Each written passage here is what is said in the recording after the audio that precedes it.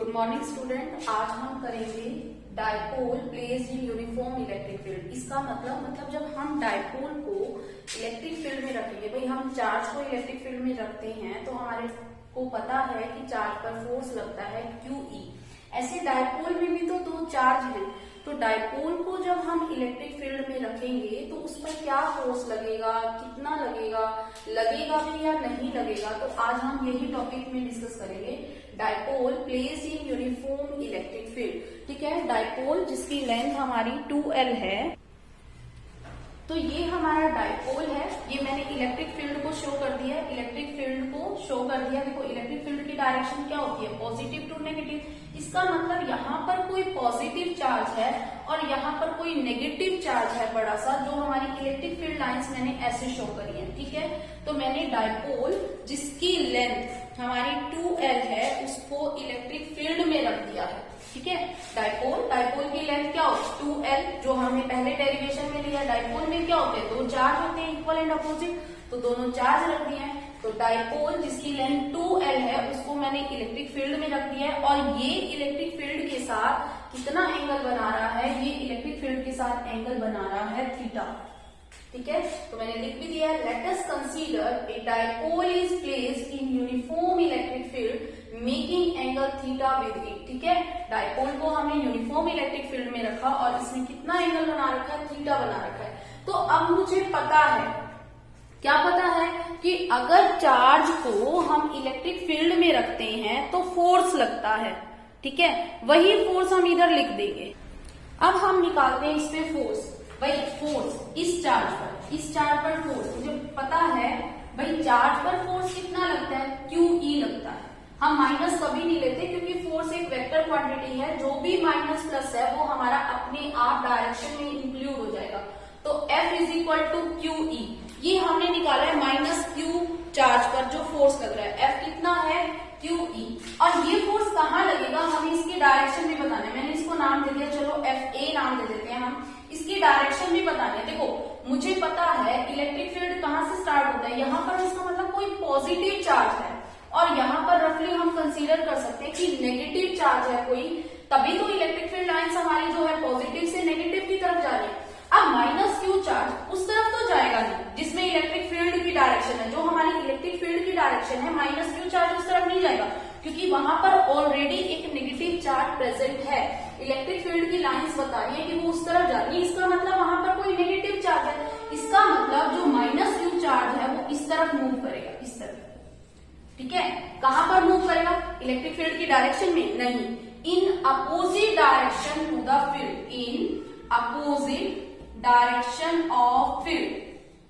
ठीक है, minus Q पर हमने फोर्स बता दिया कितना है, QE, इसको नाम दे दिया मैंने FA, यानी FA is equal to QE in opposite direction to the field. ऐसे ही हम FB निकाल लेते हैं, FB भी QE आएगा।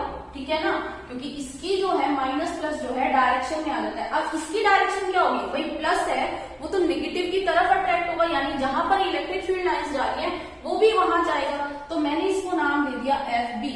FB की वैल्यू क्या है, QE in direction of field, field की डायरेक्शन में जा रहा है। अब यहां से हमारा कंसेप्चुअल क्वेश्चन बनता है, क्या कंसेप्चुअल क्वेश्चन बनता है, कभी भी वो कहेगा कि प्रोटॉन है, प्रोटॉन कौन सी डायरेक्शन में मूव करता है, इलेक्ट्रिक फील्ड की डायरेक्शन में या in opposite to the direction of field. भाई प्रोटॉन भी तो पॉजिटिव चार्ज है, तो वो इलेक्ट्रिक फील्ड की डायरेक्शन में जाएगा, क्योंकि हमारा यहाँ पर पॉजिटिव चार्ज किस डायरेक्शन में जा रहा है, जहां पर इलेक्ट्रिक फील्ड जा रही है, इलेक्ट्रिक फील्ड लाइंस जा रही है। इलेक्ट्रिक फील्ड लाइंस कहाँ जा रही है, पॉजिटिव से नेगेटिव में। ठीक है ना, तो इलेक्ट्रिक फील्ड की लाइंस में ही हमारा पॉजिटिव चार्ज जाएगा, यानी प्रोटॉन जो है हमेशा मूव करेगा in the direction of field, and जो इलेक्ट्रॉन है वो मूव करता है in opposite to the direction of field. यहाँ से इन्हीं चार्ज के बेसिस पर मैंने जो है एक कंसेप्चुअल तुम्हारा डिस्कस कर लिया है कि प्रोटॉन किस डायरेक्शन में मूव करता है और इलेक्ट्रॉन किस डायरेक्शन में मूव करता है। अब हमारे पास ये दो फोर्स आ गए और ये फोर्स इक्वल एंड अपोजिट है, इनको कैंसिल आउट हो जाना चाहिए, लेकिन ये कैंसिल आउट ना होकर हमें क्या देंगे, ये टॉर्क देंगे। ठीक है, एक पर फोर्स इस डायरेक्शन में लग रहा है, एक पर उस पर। क्यों देंगे टॉर्क, क्योंकि ये जो फोर्सेस है डिफरेंट लाइन ऑफ एक्शन पर एक्ट कर रहे हैं। ठीक है, तो कभी भी कोई चीज डिफरेंट लाइन ऑफ एक्शन पर एक्ट करती है तो हमें क्या मिलता है, टॉर्क। तो यहां पर हमने ये बात लिख दी है, एज दीज फोर्सेज, भाई ये जो फोर्सेज हैं act on different line of action so give rise to torque. और टॉर्क हमें पता है, हमने 11th क्लास में इसका फॉर्मूला भी किया था, torque is equal to force into perpendicular distance. अब फोर्स किसका लेना है, चाहे ए का ले लो चाहे बी का ले लो, और फोर्स की वैल्यू क्या होगी हमारी QE, ठीक है। अब परपेंडिकुलर डिस्टेंस किसके बीच में, इन दो फोर्सेस के बीच में, FA और FB। भाई FA ऐसे जा रहा है, FB ऐसे जा रहा है, तो इनका परपेंडिकुलर डिस्टेंस यही तो बनेगा ना, BK। ये हमारा परपेंडिकुलर डिस्टेंस, अगर ये एंगल थीटा है तो ये भी एंगल क्या होगा, थीटा होगा। तो मैंने परपेंडिकुलर डिस्टेंस लिख दिया BK, QE इंटू BK। जो मोस्टली स्टूडेंट है वो कंफ्यूज हो जाते हैं कि BK की वैल्यू हम कैसे निकालें। तो हमें कभी भी किसी चीज की वैल्यू निकालनी है तो ये देखो कि ट्रायंगल में हमें दे क्या रखा है। अब इस ट्रायंगल में हमें एक तरह से परपेंडिकुलर डिटरमाइन करना है, ठीक है। और हमें गिवन क्या है, क्या हमें बेस गिवन है, नहीं गिवन। हमें क्या गिवन है, हमें हाइपोटेन्यूज गिवन है। हाइपोटेन्यूज यानी AB इज इक्वल टू कितना गिवन है, 2L is equal to hypotenuse, यही गिवन है। यानी हमें परपेंडिकुलर और हाइपोटेन्यूज का यूज करना है। कभी भी कोई चीज निकालनी है, एक तो वो साइड लो और एक जो गिवन है वो ले लो, उससे जो भी हमारा फॉर्मूला बन रहा है साइन थीटा कॉस थीटा, हम वही यूज करेंगे, ठीक है। तो यहाँ पर देखो, अब हमें परपेंडिकुलर BK अपोन में hypotenuse AB is equal to sine theta.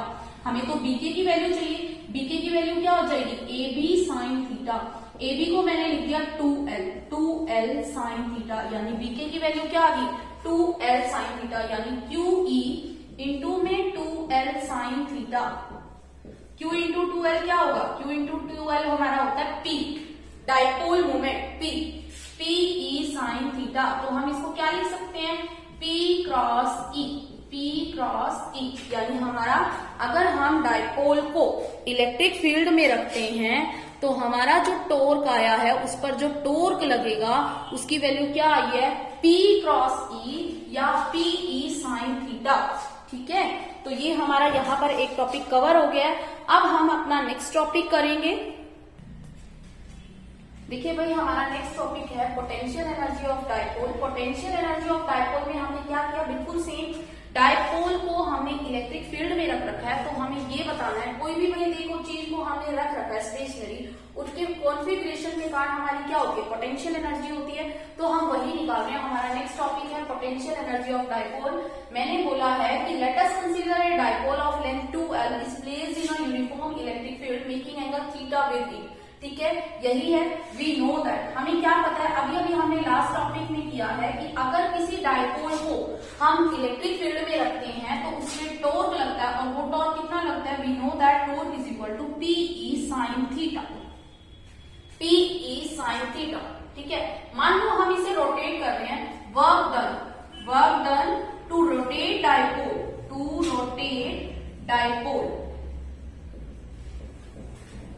Through d theta, small angle से अगर हम किसी चीज को रोटेट करेंगे तो वर्क डन भी क्या होगा, स्मॉल होगा। तो मैंने लिख दिया dw। वैसे हमारा dw का फॉर्मूला होता था Fdx, लेकिन यहाँ पर हमारे रोटेशनल मोशन की बात हो रही है तो फोर्स की जगह का क्या आ जाएगा, टॉर्क, और ds की जगह क्या आ जाएगा, d थीटा। यानी मैं इसको लिख सकती हूँ PE sine theta d theta. ये हमारा क्या आ गया, dw, लेकिन मुझे तो w चाहिए, w क्या होगा, PE sine theta d theta. ये पहले 0 पे था, 0 से इसने कितना एंगल बनाया, या यूं कह लो कि सीधा जो है PE साइन थीटा का इंटीग्रेशन। तो W क्या हो जाएगा हमारा, अगर हम इसका इंटीग्रेशन करते हैं तो minus PE cos theta. This work done is stored in the form of potential energy. यही जो वर्क डन है हमें लिखना भी है ये। अगर हम एग्जाम में इस क्वेश्चन को अटेम्प्ट करते हैं, एग्जाम में अगर 3 मार्क्स का क्वेश्चन आ जाता है तो जरूरी नहीं है कि हम खाली जो है मैथमेटिकल पार्ट करेंगे। अगर हम मैथमेटिकल पार्ट करेंगे तो जो हमारे मार्क्स हैं वो डिडक्ट हो सकते हैं। तो जहां पर तुम मैथ कर रहे हो उतनी ही हमें फिजिक्स चाहिए। तो फिजिक्स क्या है, मतलब ये लैंग्वेज ही हमारी फिजिक्स है। अब इसके बाद हमें इधर छोड़ दिया और नीचे लिख दिया u is equal to minus PE cos theta. यही हमारी पोटेंशियल एनर्जी है, हमें पता है यही हमारी पोटेंशियल एनर्जी है। सामने वाले को हमें डिस्क्राइब करना है कि हमें कितना आता है। तो आगे हमें लिखना है this work done is stored in the form of potential energy that is u is equal to minus PE cos theta. जितनी लैंग्वेज लिखवाई जा रही है उतनी लैंग्वेज हमें लिखनी भी है, वही हमारी फिजिक्स है।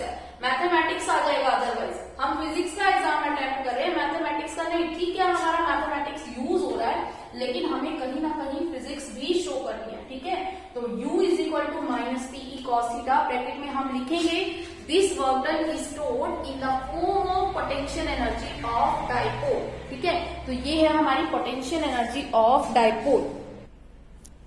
हमारा नेक्स्ट टॉपिक है work done to rotate dipole. इस बार डाइपोल को हम रोटेट करवा रहे हैं। पहले केस में क्या था, हमने डाइपोल को स्टेशनरी रखा था और उसकी पोटेंशियल एनर्जी बताई थी। अब मैं कह रही हूँ कि work done to rotate dipole. भाई डाइपोल को रोटेट करेंगे तो कितना वर्क डन होगा, ऑब्वियसली वर्क डन करना पड़ेगा, क्योंकि यहाँ पर किसी का इलेक्ट्रिक फील्ड प्रेजेंट है। किसी का इलेक्ट्रिक फील्ड प्रेजेंट होना मतलब यहाँ पर उस पर फोर्स लग रहा है। अब किसी के घर में हम जाते हैं, भाई हमारे पर भी तो फोर्स होता है, यूं थोड़ा कि हम कहीं पर भी घूमने लग जाएंगे, क्यों, किसी और का घर है, यानी किसी और का फील्ड है। ठीक है, कभी भी कोई चीज किसी और के फील्ड में प्रेजेंट है, किसी और के पोटेंशियल में प्रेजेंट है, तो वहां पर हमें मूव करने के लिए, वहां पर कोई चार्ज मूव करता है, उसका खुद का फील्ड प्रेजेंट नहीं है, किसी और का फील्ड प्रेजेंट है, किसी और का घर है वो, यूं मान लो। ठीक है, तो उसके कारण उस पर फोर्स लगेगा, यानी वर्क डन होगा। तो अब वो क्या है, उसको कहीं इधर से उधर जाना है तो भी उस पर फोर्स है कि उसे पूछना पड़ेगा कि मैं कहाँ जाऊं, इसके लिए मुझे कहाँ जाना है, मुझे किचन में पानी पीने जाना है तो मैं कहाँ से जाऊं, तो पूछना पड़ता है ना। तो इसी तरह से कितना वर्क डन करना पड़ेगा अगर जो है हमारा डाइपोल रोटेट हो रहा है, डाइपोल किसी और के फील्ड में प्रेजेंट है, उसको रोटेट होना है, तो कितना वर्क डन करना पड़ेगा। तो बिल्कुल सेम वही पहले वाला कंसेप्ट लिखा है मैंने अभी, कि जो हमारा डाइपोल है उसका जो लेंथ है 2L है, उसने कितना एंगल बना रखा है, थीटा एंगल बना रखा है, किसके साथ, यूनिफॉर्म इलेक्ट्रिक फील्ड के साथ। वो कह रहा है कि अगर हमें क्या पता है, डाइपोल कभी भी हम इलेक्ट्रिक फील्ड में रखते हैं तो टॉर्क का फॉर्मूला होता है PE sin theta. Small work done हम इतना हम कर चुके हैं लास्ट टॉपिक में, इससे dW is equal to torque d theta PE sin theta d theta. हमें तो टोटल वर्क डन निकालना है, टोटल वर्क। मान लो मैं इसको रोटेट कर रही हूं थीटा 1, ये थीटा 1 हो गया, से थीटा 2 पर, थीटा 1 से थीटा 2 पर रोटेट कर। ठीक है, तो वर्क डन टू रोटेट कहां से कहां तक, फ्रॉम थीटा 1 टू थीटा 2। ठीक है, तो W क्या हो जाएगा हमारा, PE sin theta d theta. अब d थीटा कहां से कहां गया, थीटा 1 से थीटा 2 तक, तो इसका हमारा इंटीग्रेशन आ जाएगा सॉल्व करके, minus PE cos theta. Sine theta का होता है हमारा माइनस cos थीटा। ठीक है, और लिमिट क्या है, थीटा 1 से theta 2, upper limit minus lower limit करेंगे हम, minus PE cos theta 2 minus cos theta 1, और ये हम माइनस भी आगे ले जाएंगे तो PE cos theta 1 minus cos theta 2। अगर देखो हमें पोटेंशियल एनर्जी बतानी है तो हमारा फॉर्मूला आया था माइनस PE cos थीटा, लेकिन अगर हमें रोटेट करना है तो हमें वर्क डन करना पड़ेगा। क्यों करना पड़ेगा ये भी मैंने बता दिया है। कहीं पर भी हम जाएंगे जहां पर दूसरे का फील्ड प्रेजेंट होगा तो हमें वर्क डन करना पड़ता है, क्योंकि हर जगह किसी और का फील्ड है। ठीक है, तो PE cos theta minus cos theta 1 minus cos theta 2। P क्या है, यहाँ पर डाइपोल मूवमेंट लिया है हमने, ये जो P आया था हमारा डाइपोल मूवमेंट आया था, Q इंटू 2 है। ठीक है, E इलेक्ट्रिक फील्ड है, थीटा 1 उसका इनिशियल एंगल है, मान लो वो 0 डिग्री पर था, 90 पर लेके जाना है, तो cos 0 minus cos 90, cos theta 1 minus cos theta 2। ये है हमारा वर्क डन टू रोटेट और डाइपोल। अब इसके बाद नेक्स्ट टॉपिक आता है हमारा कंसेप्चुअल क्वेश्चन है स्टेबल और अनस्टेबल इक्विलिब्रियम। देखो स्टेबल इक्विलिब्रियम कब होगा हमारा डाइपोल का, अनस्टेबल इक्विलिब्रियम कब होगा। हमारी पोटेंशियल एनर्जी का फॉर्मूला आया था माइनस PE cos थीटा। मैं तो ये मानती हूँ अगर हमारे पास एनर्जी नहीं होती, मान लो हमें बुखार हो जाता है, कुछ हो जाता है, तो हम क्या बन जाते हैं, स्टेबल। ठीक है ना, हम अपनी जगह से उठते नहीं, क्योंकि हमें रेस्ट की जरूरत होती है। इसका मतलब जब एनर्जी मिनिमम होगी तो हम किस सिचुएशन में होते हैं, स्टेबल इक्विलिब्रियम। और जब हमारी एनर्जी ज्यादा होती है तो हम तो अनस्टेबल होते हैं, कभी कहीं जाते हैं, कभी कहीं जाते हैं। तो सेम इसी के साथ है हमारा डाइपोल के साथ क्या है, U की वैल्यू क्या है, माइनस PE cos थीटा। अब हमें पता है थीटा जो है cos थीटा की वैल्यू -1 से +1 होती है। ठीक है, इसकी मिनिमम एनर्जी कितनी होगी, मिनिमम एनर्जी होगी माइनस PE। ठीक है, मिनिमम एनर्जी कितनी होगी, माइनस PE, और वो कब होगी, theta is equal to 0 degree पर। तो जब एनर्जी मिनिमम होती है तो क्या होता है, स्टेबल इक्विलिब्रियम, यानी स्टेबल इक्विलिब्रियम में थीटा क्या होगा, 0 डिग्री। और थीटा क्या था, डाइपोल का इलेक्ट्रिक फील्ड के साथ एंगल, अगर 0 डिग्री बन जाए तो हमारा क्या होगा, स्टेबल इक्विलिब्रियम। ऐसे अनस्टेबल कब होगा, एनर्जी मैक्सिमम होगी, भाई इसकी एनर्जी मिनिमम तो माइनस पीई बन सकती है, मैक्सिमम कितनी बन सकती है पीई। तो ये कब होगा, जब थीटा कितना होगा 180 डिग्री। तो अनस्टेबल इक्विलिब्रियम होता है जब हमारा थीटा कितना हो जाए 180 डिग्री। तो यहाँ पर हमारे 1b की थ्योरी जो कि हमारी इलेक्ट्रिक फील्ड से थ्योरी थी वो हमारी खत्म हो गई है। अब हम इसका एक न्यूमेरिकल अटेम्प्ट कर लेते हैं और फिर जो है हम इसका नेक्स्ट चैप्टर स्टार्ट करेंगे जिसका नाम है पोटेंशियल। ठीक है, तो अब हम एक न्यूमेरिकल करते हैं इसका। अब जो है हम इससे रिलेटेड न्यूमेरिकल करेंगे। हमारा न्यूमेरिकल क्या है, an electric dipole of length 4 centimetre. एक इलेक्ट्रिक डायपोल है जिसकी लेंथ है 4 सेंटीमीटर, उसको कहाँ प्लेस किया जा रहा है 60 degree with uniform electric field. यानी डायपोल की लेंथ हमारी 4 सेंटीमीटर है, हमने डायपोल की लेंथ ली थी 2l, यानी 2l क्या है 4 सेंटीमीटर, यानी l कितना हो जाएगा 2 सेंटीमीटर। अगर मैं इसको मीटर में करती हूँ तो 2 × 10⁻⁻2 मीटर। ठीक है, and electric dipole of length 4 centimetre is placed in uniform electric field making angle 60 degree with electric field. भाई हमने जो थ्योरी में लिया था डायपोल का इलेक्ट्रिक फील्ड के साथ एंगल लिया था वो हमने लिया था थीटा। तो यहाँ पर भी डायपोल का इलेक्ट्रिक फील्ड के साथ एंगल ही तो दे रखा है, तो हमने लिख दिया theta is equal to 60 degree.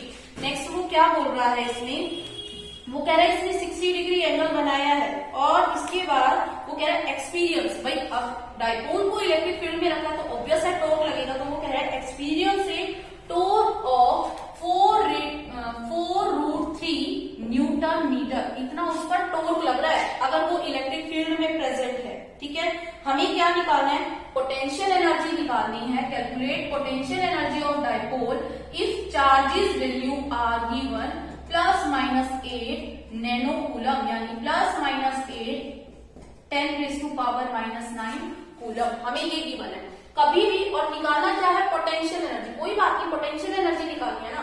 देखो हमें टॉर्क गिवन है, इसका मतलब हमें टॉर्क से कुछ ना कुछ तो मिलेगा। सबसे पहले हमें टॉर्क को ही अप्लाई करनी है और ऑब्वियसली पोटेंशियल एनर्जी निकालनी है, तो भी हमारा फॉर्मूला है PE cos theta. Potential energy का फॉर्मूला क्या होता है -PE cos थीटा। हमें थीटा गिवन है, E हमें नहीं पता, P हम निकाल लेंगे Q × 2l। ठीक है, इसका मतलब E हमें नहीं पता, वो E कहाँ से मिल सकता है, वो E हमें टॉर्क के फॉर्मूले से मिल सकता है। टॉर्क की जगह मैं लिख दूं PE sin theta. PE sin theta is equal to 4√3 लिख सकती हूँ ना। तो P क्या होता है Q × 2l, E sin theta is equal to कितना हो गया 4√3। अब Q की वैल्यू 8 × 10⁻⁹ 2l की वैल्यू थी 4 × 10⁻⁻2। E sin theta sin 60 degree, sin 60 की वैल्यू हो गई बेटा √3/2 इज इक्वल टू 4√3।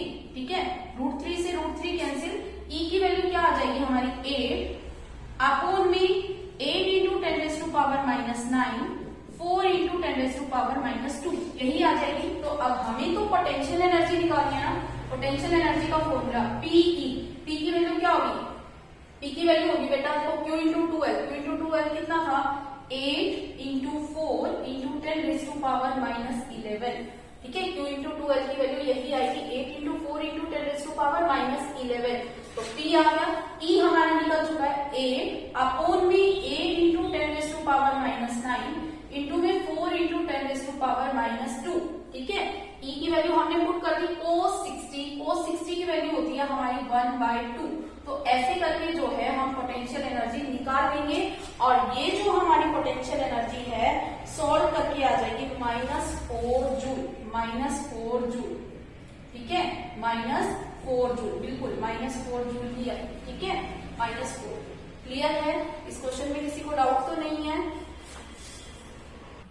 तो ये हमारे जो इस टाइप के न्यूमेरिकल है वो बहुत ही सिंपल है। सीधा हमें लगाना है torque is equal to PE sin theta या U is equal to -PE cos theta. इसके अलावा हमें कुछ नहीं करना। सबसे बेसिक न्यूमेरिकल है, आप अटेम्प्ट करके देख लेना, अगर ना आए तो फिर जो है मैसेज कर देना। Thank you, have a nice day.